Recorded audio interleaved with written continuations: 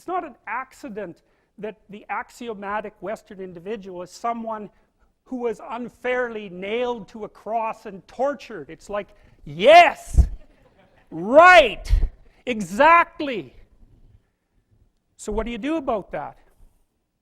Well, I thought about that for a long time too. It's like, well, you don't get together in a damn mob, because all that does is allow you to be as horrible as you could possibly imagine and suffer from none of the consequences. That's a bad idea.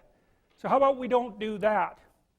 Well, there's a deep idea in the West too. It's like, pick up your damn suffering and bear it and try to be a good person so you don't make it worse. Well, that's a truth. You know, I read a lot about the terrible things that people have done to each other. You just cannot even imagine it. It's so awful. So you don't want to be someone like that. Now, do you have a reason to be? Yes. You have lots of reasons to be. God, there's reasons to be resentful about your existence. Everyone you know is going to die. You know, you too. And there's going to be a fair bit of pain along the way, and lots of it's going to be unfair. It's like, yeah, no wonder you're resentful. It's like, act it out and see what happens. You make everything you're complaining about infinitely worse. There's this idea that hell is a bottomless pit, and that's because no matter how bad it is, some stupid son of a bitch like you could figure out a way to make it a lot worse. So you think, well, what do you do about that? Well, you accept it. That's what life is like. It's suffering. That's what the religious people have always said. Life is suffering. Yes. Well, who wants to admit that? Well, just think about it. Well, so what do you do in the face of that suffering? Try to reduce it. Start with yourself. What good are you? Get yourself together for Christ's sake, so that when your father dies, you're not whining away in a corner, and you can help plan the funeral, and you can stand up solidly so that people can rely on you. That's better. Don't be a damn victim. Of course you're a victim. Jesus, obviously. Put yourself together. And then maybe if you put yourself together, you know how to do that. You know what's wrong with you, if you'll admit it. You know there's a few things you could like polish up a little bit, that you might even be able to manage in your insufficient present condition. And so you might shine yourself up a little bit, and then your eyes will be a little more open, then you can shine yourself up a little bit more, and then maybe you could bring your family together instead of having them be the hateful, spiteful, neurotic, infighting batch that you're like doomed to spend Christmas with. So then you fix yourself up a little bit, kind of humbly, because, you know, God, you're a fixer-upper if there ever was one. And then you got to figure out, well, can you figure out how to make peace with your idiot brother? And probably not, because he's just as dumb as you, so how the hell are you going to manage that? And so then maybe you get somewhere that way, and your family's sort of functioning, and you find out, well, that kind of relieved a little bit of suffering, although it reduced the opportunities for spiteful revenge, and that's kind of a pain in the neck. And so then you get your family together a little bit, and you're a little clued in then, at least a bit, because you've done something difficult that's actually difficult. You're a little wiser, and so then maybe you could put a tentative finger out beyond the family and try to change some little thing without wrecking it.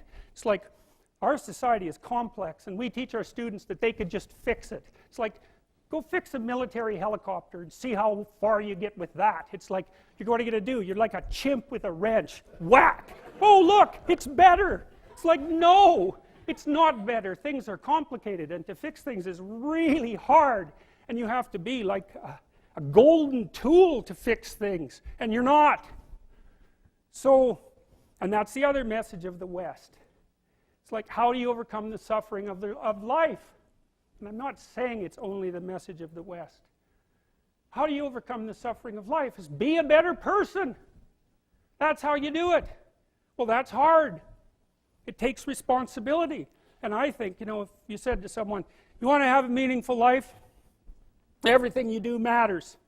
That's the definition of a meaningful life. But everything you do matters. So you're going to have to carry that with you. Or do you want to just forget about the whole meaning thing, and then you don't have any responsibility, because who the hell cares, and you can wander through life doing whatever you want, gratifying impulsive desires for how useful that's going to be, and You're stuck in meaninglessness, but you don't have any responsibility. Which one do you want? Well, ask yourself, which one are you pursuing? And you'll find very rapidly that it isn't the majority of your soul that's pursuing the whole meaning thing, because, well, look what you have to do that. You have to take on the fact that life is suffering. You have to put yourself together in the face of that. Well, that's hard. Christ, it's amazing people can even do it. I'm stunned every day when I go outside and it isn't a riot with everything burning. Because really, God, you talk to people, it's like, I knew this guy, he'd been in a motorcycle accident and it really ruined him, and he was like a linesman, you know, working on the power, and he was working with someone who had Parkinson's disease, and they had complementary inadequacies, and so two of them could do the job of one person, and so they're out there fixing power lines in the freezing cold, despite the fact that one was 3/4 wrecked with a motorcycle accident and the other one had Parkinson's. It's like, that's how our civilization works. It's like, there's all these ruined people out there, they've got problems like you can't believe. Off they go to work and do things they don't even like, and look, the lights are on. My God, it's unbelievable. It's a miracle. It's a miracle. And we're so ungrateful. College students, the postmodern types, they're so ungrateful. You know, they don't know that they're surrounded by just a bloody miracle. It's a miracle that all this stuff works, that all you crazy chimpanzees that don't know each other can sit in the same room for 2 hours sweltering away without tearing each other apart, because that's what chimps do. So, anyways, so what happened? Well, I made some videos and I got to the bottom of some things, at least as far as I can tell, so I told you what the bottom is, and then I got this idea about what you might do about it, which isn't my idea. It's not my idea. It's an old idea. It's far older than Christianity. It's old. It's the oldest story of mankind. Get yourself together. Transcend your suffering. See if you can be some kind of hero. Make the suffering in the world less. Well, that's the way forward, as far as I can tell, if there is any way forward. And that's what's under assault by the postmodernists.